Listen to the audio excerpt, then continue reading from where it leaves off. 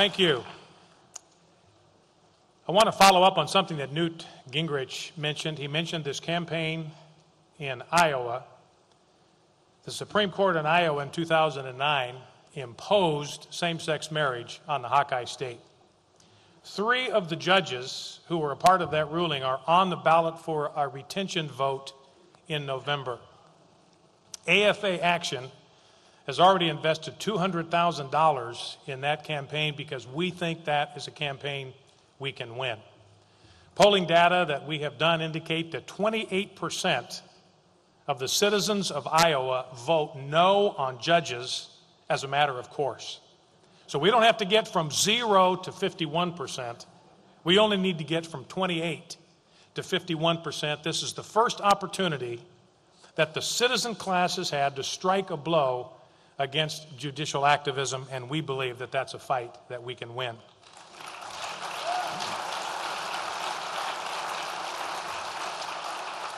Now I'd like to take a few moments with you this morning and talk about whether Christians ought to be involved in politics at all. Now I know you have resolved this question for yourself in the affirmative, or you wouldn't even be here.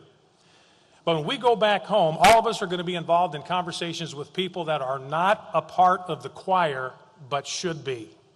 We need more sopranos, we need more altos, we need more tenors, and we need more basses in the choir.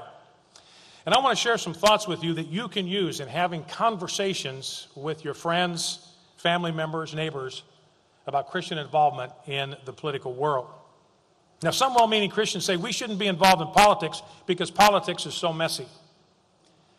I pastored for 25 years. I was very involved in our state legislature, and I can tell you as a matter of fact that I never saw anything as messy in the legislature as what I saw in the church. So if the fact that something is messy is a reason not to be involved, we ought to stop going to church tomorrow. In fact, the fact that it's messy, to me, is a reason for Christians to be involved. We need to send people of faith in there to clean that mess up. Now, I also think that Christians that take that view are simply not thinking clearly, because what they are saying is that we ought to make a deliberate decision to turn over the running of the United States of America to atheists and pagans. I cannot believe that a right-thinking Christian would seriously think that that's a good idea. Now, there are some that say Christians simply just shouldn't be involved in politics at all. Our kingdom is a heavenly kingdom. We should not be involved in the kingdoms of earth. My response to that is, if that is the operating principle, that men of faith should not be involved in politics, somebody forgot to tell God. Because if you look at the biblical history, over and over and over again, God recruited, trained, equipped, and commissioned men to go into political positions of power and authority. You look at the last 14 chapters of the book of Genesis, it's all about Joseph's rise from obscurity to the place where he was second in command of the greatest empire in the ancient world, and whose economic policies saved his nation from economic ruin. Then we're introduced to Moses, who brought a nation, a political entity, into being, was the father of the nation of Israel, and the greatest lawmaker in the history of civilization. Then we're introduced to Joshua, the greatest commander-in-chief in Israel's history, and a great political leader who secured for his nation a homeland, just as George Washington did for the United States.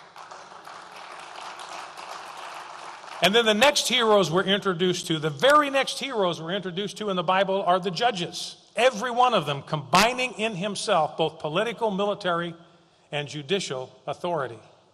Then that brings us to 6 books of history entirely devoted to recording the exploits of the kings, political leaders of both Judah and Israel.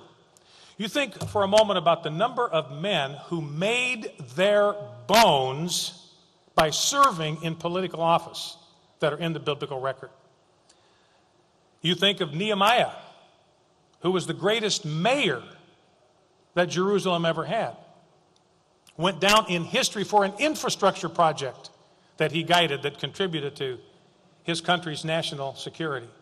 And then you think of Daniel, who rose to the place where he was second in command in two of the greatest empires of the ancient world. So I would submit to you that if it's improper for men of faith to be involved in politics, then God is the single greatest offender of that principle in history.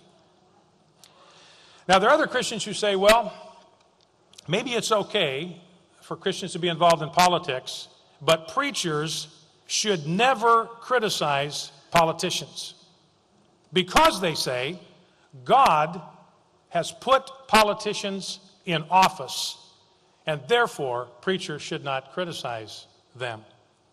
Once again, I submit to you that if that is the operating principle, that preachers should not criticize politicians, then God is the greatest offender in history, because he consistently and repeatedly, over and over and over again, recruited, trained, equipped, commissioned, and charged his prophets to publicly rebuke the kings that he had placed in office. You think about Elijah. Elijah was such a nuisance to the king of his day that the king called him the troubler of Israel. And by the way, I think what we need to realize is right now, truth has become hate speech. The